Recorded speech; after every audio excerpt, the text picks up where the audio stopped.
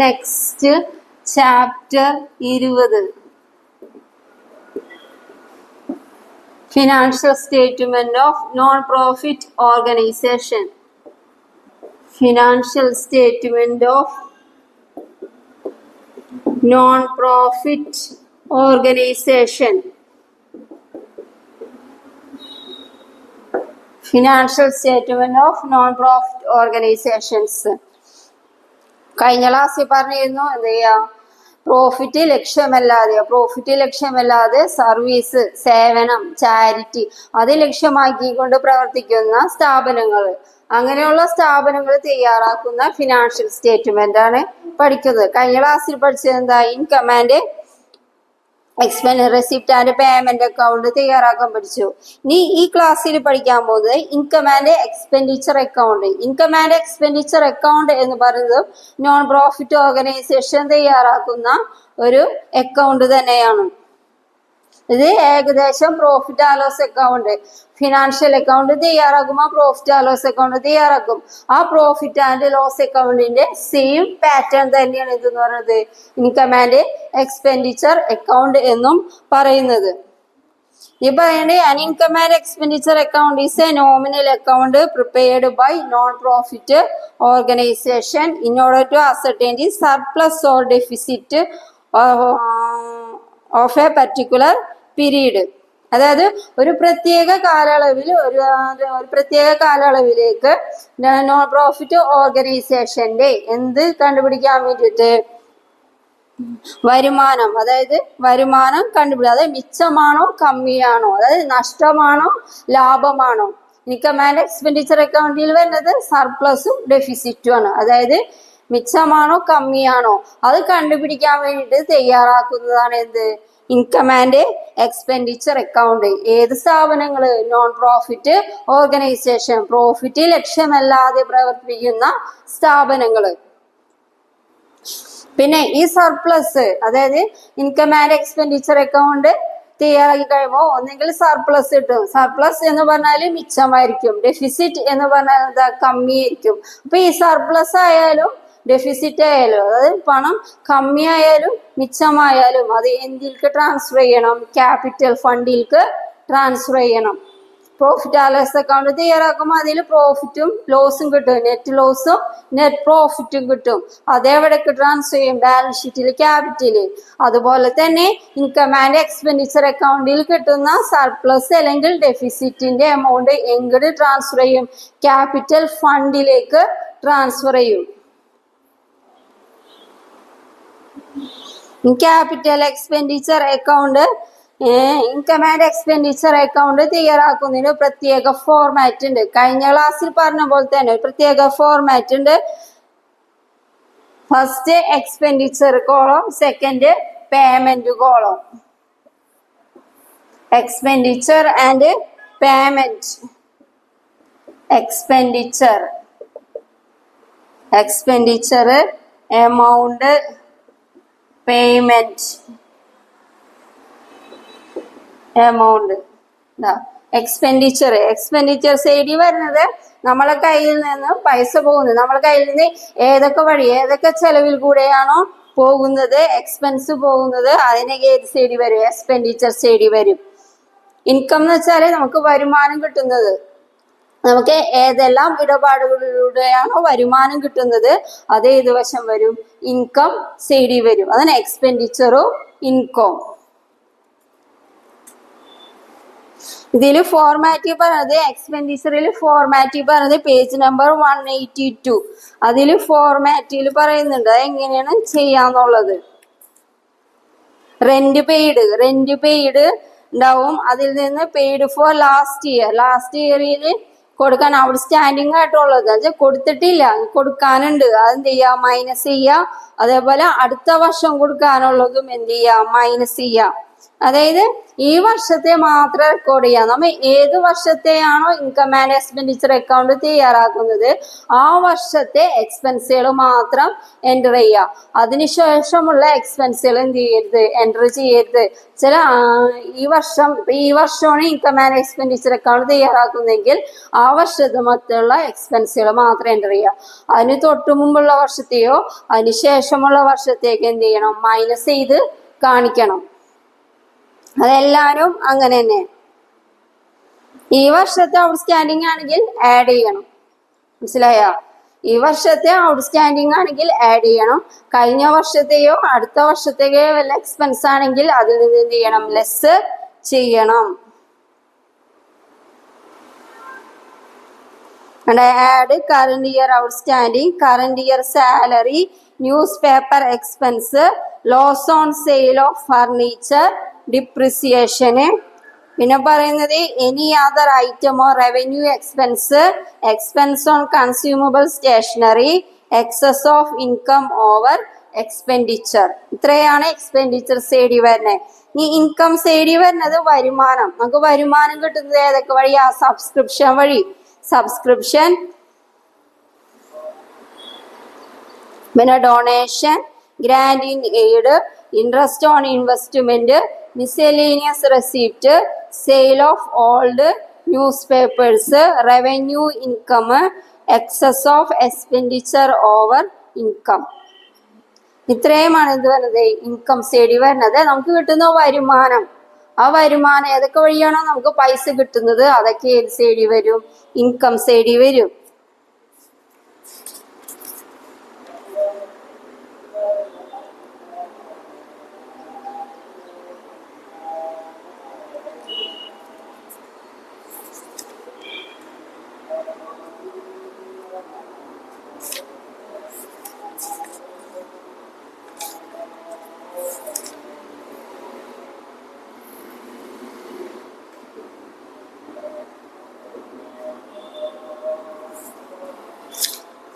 ഇതില് ഒരു പ്രോബ്ലം തന്നിട്ടുണ്ട്, ഇൻകം ആൻഡ് എക്സ്പെൻഡിച്ചറിന്റെ പ്രോബ്ലം.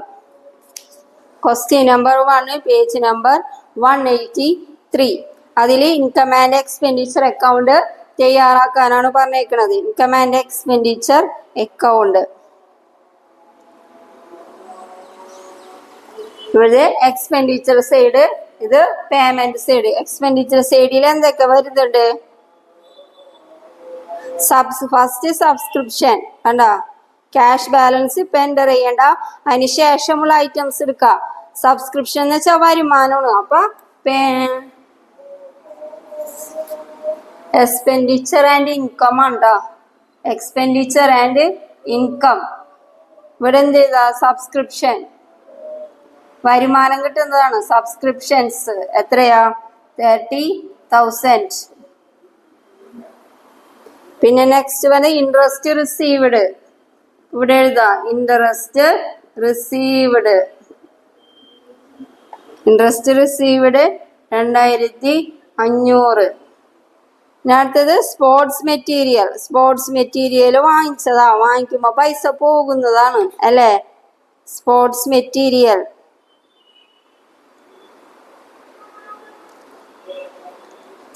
മെറ്റീരിയൽ എന്തിലാ വരാ, റെസിപ്റ്റ് ആൻഡ് പേയ്മെന്റ് അക്കൗണ്ടിലാണ് എന്ത് വരുന്നത്, സ്പോർട്സ് മെറ്റീരിയൽ വരുന്നത്. ഇതിൽ വരില്ല. റെസിപ്റ്റ് ആൻഡ് പേയ്മെന്റ് അക്കൗണ്ട് കഴിഞ്ഞ ക്ലാസ് എടുത്തില്ലേ, അതിലാണ് സ്പോർട്സ് മെറ്റീരിയൽ വരുന്നത്. പിന്നെ മാച്ച് ഫണ്ട് എന്തിലാ വരാ, റെസിപ്റ്റ് ആൻഡ് പേയ്മെന്റ് അക്കൗണ്ട് കഴിഞ്ഞ ക്ലാസ്സിൽ തന്നെ, അതിൽ തന്നെ മാച്ച് ഫണ്ട് വരാം. ഇനി ഡൊണേഷൻ,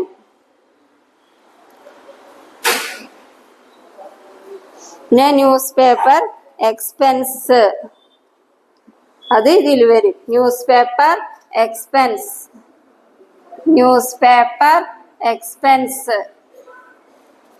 600.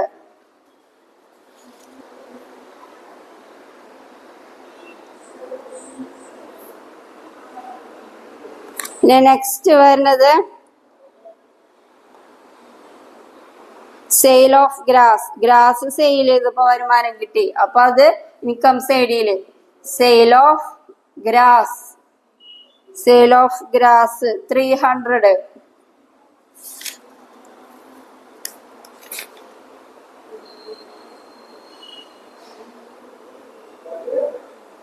പിന്നെ സാലറി റെന്റ് പെയ്ഡ് അത് ഇതിലാണ് വരാം എക്സ്പെൻഡിച്ചറൊക്കെ. സാലറി റെന്റ് ഒക്കെ ഇതിലാ. Salary paid 16,000. റെന്റ് 5400. പിന്നെ നെക്സ്റ്റ് വരുന്നത് ടെലഫോൺ ചാർജസ് 1200. ടെലഫോൺ ചാർജസ്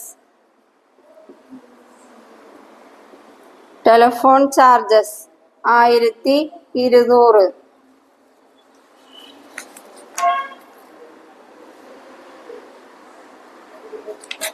പിന്നെ ഇതിൽ വരുന്നത് മിസ്സലേനിയസ് റെസിപ്റ്റ് മറ്റു പല വരുമാനങ്ങൾ, അതും ഇൻകം സൈഡിലാണ് വരാം. മിസ്സലേനിയസ് റെസിപ്റ്റ് അതായത് പ്രോഫിറ്റ് ആൻഡ് ലോസ് അക്കൗണ്ട് തയ്യാറാക്കൂലേ, financial final account profit and loss account തയ്യാറാക്കുമ്പോ ആ പ്രോഫിറ്റ് ആൻഡ് ലോസ് അക്കൗണ്ടിൽ ഏതൊക്കെ ഐറ്റം ആണ് എൻ്റർ ചെയ്യണം, ആ സെയിം ഐറ്റംസ് ഒക്കെ എന്തിൽ വരാം, എക്സ്പെൻഡിച്ചർ ആൻഡ് ഇൻകമിൽ വരാം.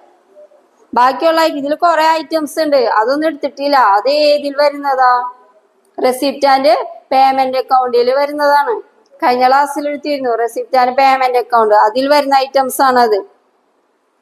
അതായത് ഡയറക്റ്റ് എക്സ്പെൻസും ഡയറക്റ്റ് ഇൻകം അതാണ് എന്തിൽ വരുന്നത്, receipt and payment account. Trading account തയ്യാറാക്കൂലേ, ട്രേഡിംഗ് അക്കൗണ്ട് തയ്യാറാക്കുന്ന format receipt and payment account. Income and expenditure account എന്ന് വെച്ചാൽ പ്രോഫിറ്റ് ആൻഡ് ലോസ് അക്കൗണ്ട് തയ്യാറാക്കുന്ന ഫോർമാറ്റ്. ഇനി ഇതിൽ വരുന്നത് ഡൊണേഷൻ വരുന്നുണ്ട്. ഡൊണേഷൻ അത് വരുമാനമാണ്. ഡൊണേഷൻ 2000. ഇനി എന്ത് ചെയ്യാ, ബാലൻസ് ചെയ്യാം. ഇവിടെ ബാലൻസ് ചെയ്യുമ്പോൾ വരുമാനത്തിന്റെ സൈഡാണ് കൂടുതൽ കിട്ടുന്നത്, 35,400 കിട്ടും. ഇവിടെ ടോട്ടൽ ചെയ്യുമ്പോൾ കിട്ടുന്നത് 33,400 കിട്ടുക. ഇവിടുത്തെ ടോട്ടല് 33,400. അപ്പൊ ഇവിടെ കൂടുതൽ കുറവാണ്, അവിടെ കൂടുതൽ. അപ്പൊ എന്ത് ചെയ്യണം, 35,400 വരുമാനത്തിൽ നിന്ന് 33,400 ചെലവ് എന്ത് ചെയ്യാം, മൈനസ് ചെയ്യാം. അപ്പൊ 3D വരുമാനം 2000. 2000. ഈ 2000 എന്ന് പറയുന്നത് എന്താ, സർപ്ലസാ. സർപ്ലസ് 2000. 400. 400 അല്ലോ.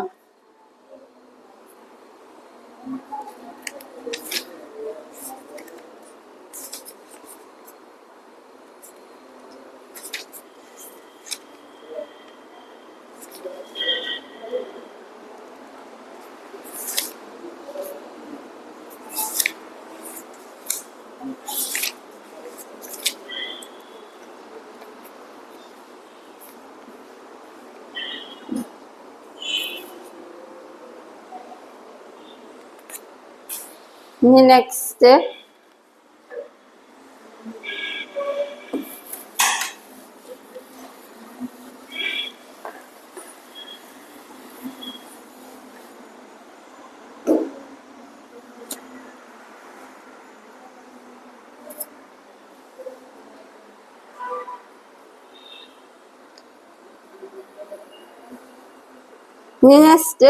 question number 2.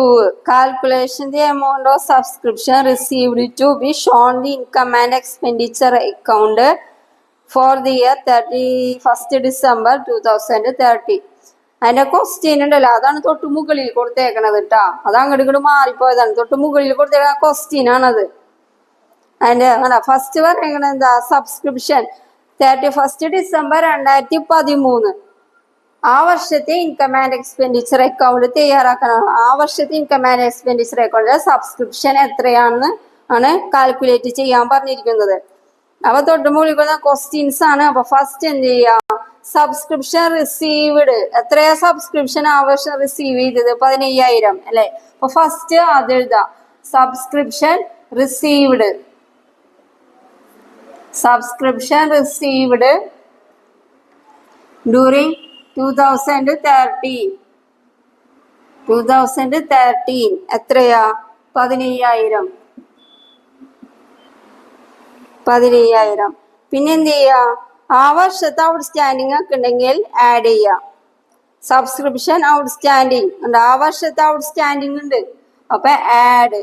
ആ സെയിം ഇയറിലെ ഔട്ട്സ്റ്റാൻഡിങ് എന്ത് ചെയ്യാ? ആഡ് ചെയ്യാ. വേണ്ട, subscription outstanding as on 31st December 2013 1500. പിന്നെ next subscription received in the year 2012 to on account 2013. അത് 2012 മുതൽ 2013 വർഷത്തുള്ള സബ്സ്ക്രിപ്ഷൻ തന്നെയാണ്. അതും എന്ത് ചെയ്യാ? ആഡ് ചെയ്യാ. 800ഉം എന്ത് ചെയ്യാ? ആഡ് ചെയ്യാ. 800ഉം ആഡ് ചെയ്യാ. അപ്പൊ ആൻസർ എന്ത് കിട്ടും? 17,300. അതിൽ നിന്ന് എന്ത് ചെയ്യാ? 2012 subscription received in the year 2013 for outstanding of the year 2012. 2012 outstanding ആണ്. അത് റിസീവ് ചെയ്തത് എത്രയാ? 2013. 2012 കൊടുക്കേണ്ട പൈസയാണ്. പക്ഷെ അത് 2013 കൊടുത്തത്. പക്ഷെ അത് 2012 കാണിച്ചാൽ മതി. ആ കണക്കുകളൊക്കെ 2013 കാണിക്കേണ്ട. അപ്പൊ ആ എമൗണ്ട് ഇതിൽ എന്ത് ചെയ്യാ? മൈനസ് ചെയ്യാ. 2012 കണക്ക് അവിടെ കാണിച്ചാൽ മതി. അപ്പൊ ഇതിൽ നിന്ന് എന്ത് ചെയ്യാ? മൈനസ് ചെയ്യാ.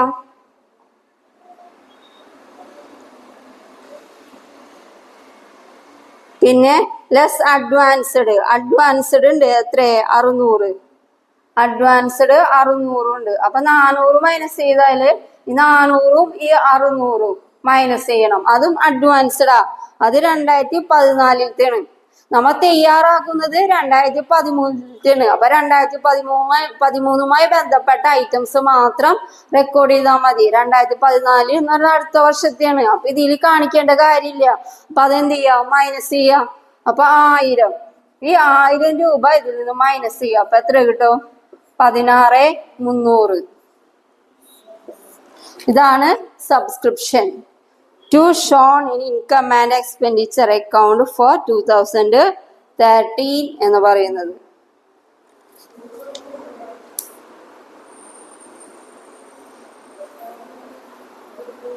ഇനി ഇതിൽ പറയുന്നത് income and receipt and payment അക്കൗണ്ടും ഇൻകം ആൻഡ് എക്സ്പെൻഡിച്ചർ അക്കൗണ്ടും തമ്മിലുള്ള വ്യത്യാസം എന്താണ്? Difference between receipt and payment account and income and expenditure account.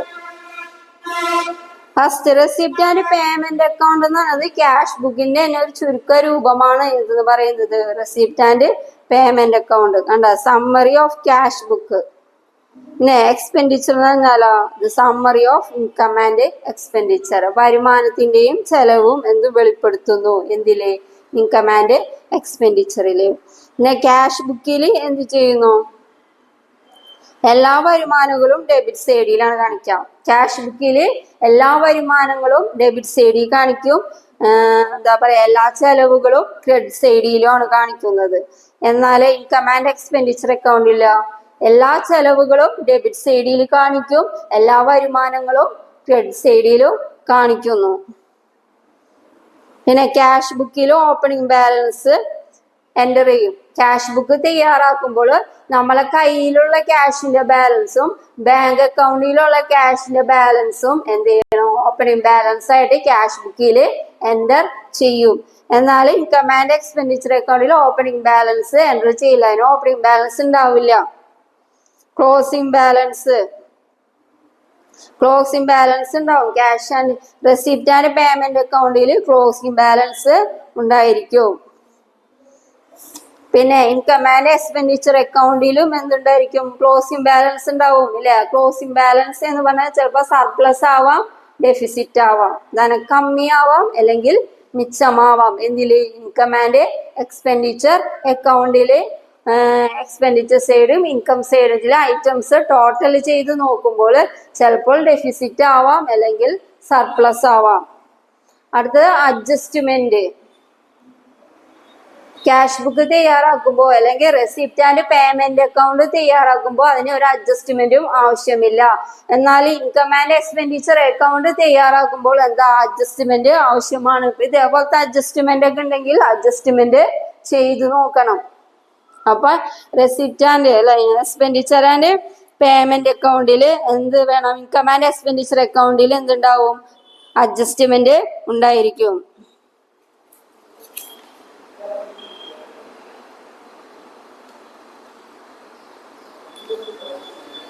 അടുത്ത പറയുന്നത് ബാലൻസ് ഷീറ്റ് എങ്ങനെയാണ് തയ്യാറാക്കാം?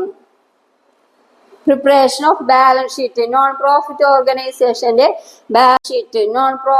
ഓർഗനൈസേഷന്റെ ബാലൻസ് ഷീറ്റ് എങ്ങനെയാണ് തയ്യാറാക്കുന്നത്? Preparation of balance sheet.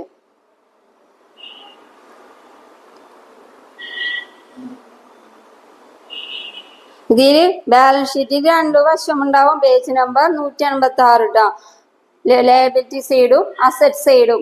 Liability സൈഡിൽ എന്തൊക്കെയാ വരാ? Rent outstanding, salary outstanding, subscription received in advance, പിന്നെ building fund, capital fund, general fund.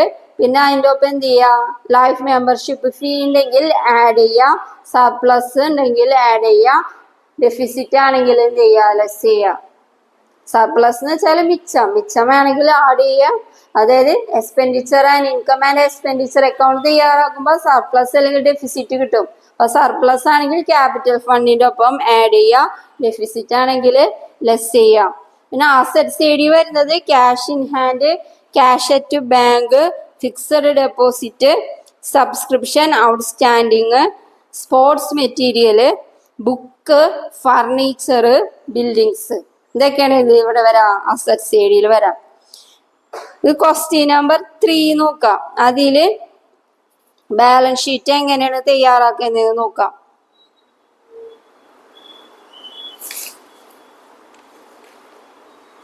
Question number 3.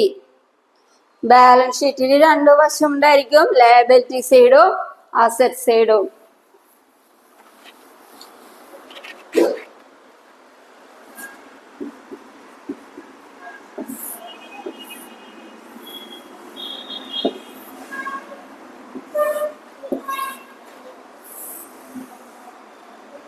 ഇത് liability side. Liabilities, amount, asset, amount.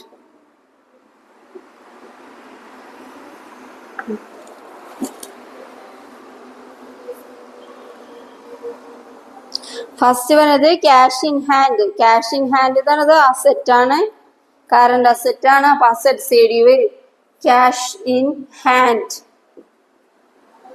Cash in hand 1400. പിന്നെ cash at ബാങ്കും അസറ്റാ, current asset. അപ്പൊ cash at bank.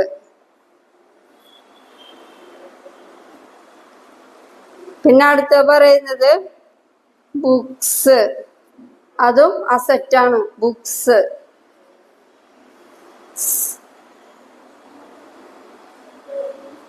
The furniture, fixed asset, furniture 16,000. Subscription outstanding. Subscription outstanding എന്ന് വെച്ചാല് subscription fees കിട്ടാനുണ്ട്, outstanding ആയി കിടക്കാണ്, വരിസംഖ്യ കിട്ടാനുണ്ട്. പക്ഷെ അത് കിട്ടും, അതൊരു അസറ്റാണ്, കിട്ടാനുള്ളതാണ്. അത് കിട്ടിയിട്ടില്ല, അപ്പൊ അതുകൊണ്ട് അത് അസറ്റ് ആവും. 2600. നെക്സ്റ്റ് ഫിക്സഡ് ഡെപ്പോസിറ്റ് വിത്ത് bank. Fixed deposit, fixed deposit വിത്ത് ബാങ്ക് 1 lakh. പിന്നെ കമ്പ്യൂട്ടർ, അതാ സെറ്റാ, കമ്പ്യൂട്ടർ 24,000. അടുത്തത്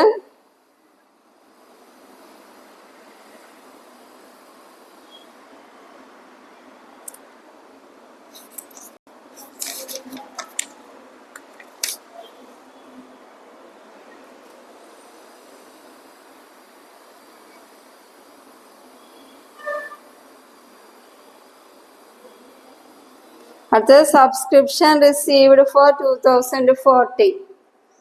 സബ്സ്ക്രിപ്ഷൻ റിസീവ്ഡ് അത് അഡ്വാൻസ് ആണ് കേട്ടോ, അവിടെ എഴുതിയിട്ടില്ല. സബ്സ്ക്രിപ്ഷൻ റിസീവ്ഡ് ഇൻ അഡ്വാൻസ് ആണ് അത്. അടുത്ത വർഷത്തെ സബ്സ്ക്രിപ്ഷൻ ഈ വർഷം വാങ്ങിയത് അഡ്വാൻസ് ആയിട്ട് വാങ്ങിയതാണ്. അപ്പൊ ലയബിലിറ്റി ആണ്. അടുത്ത വർഷത്തത് മുൻകൂട്ടിയായിട്ട് ഈ വർഷം സബ്സ്ക്രിപ്ഷൻ വാങ്ങി വെക്കുക, അത് ലയബിലിറ്റി ആണ്.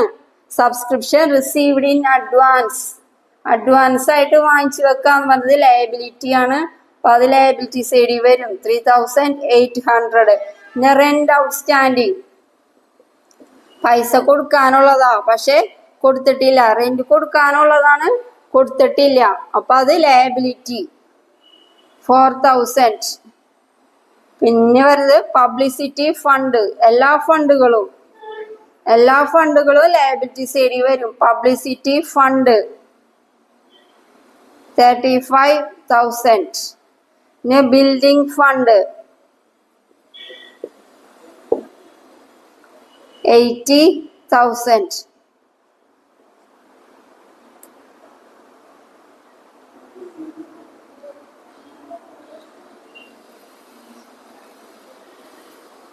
പിന്നെ ഇത് രണ്ടും എന്ത് ചെയ്യാ, ടോട്ടൽ ചെയ്ത് നോക്കാം. ടോട്ടൽ ചെയ്ത് നോക്കുമ്പോ ഇവിടെ ഒരു ബാലൻസിങ് ഫിഗർ വരും. അതായത് ഇവിടെ 243,800 വരും. ഇവിടെ കുറവാ 243,800. ഈ എമൗണ്ട് എന്തെന്ന് പറഞ്ഞാൽ എന്താ കുറവായിരിക്കുള്ളൂ. 3,800, 4,000, 35,000, 8,000.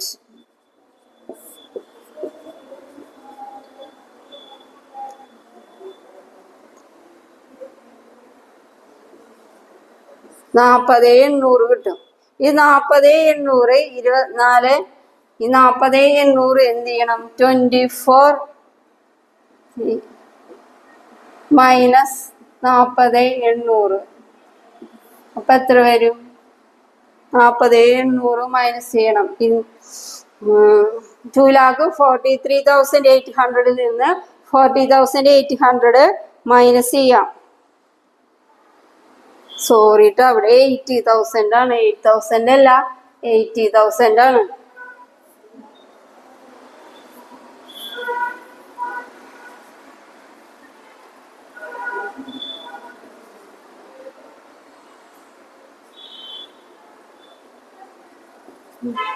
പന്ത്രണ്ട്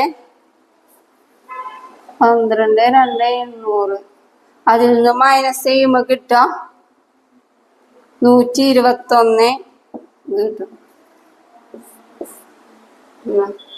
ഈ 1,21,000 അത് ഇവിടെ എഴുതാം, ബാലൻസിങ് ഫിഗർ. അതെന്തായിട്ട് എഴുതാം? Capital fund balancing figure, capital fund.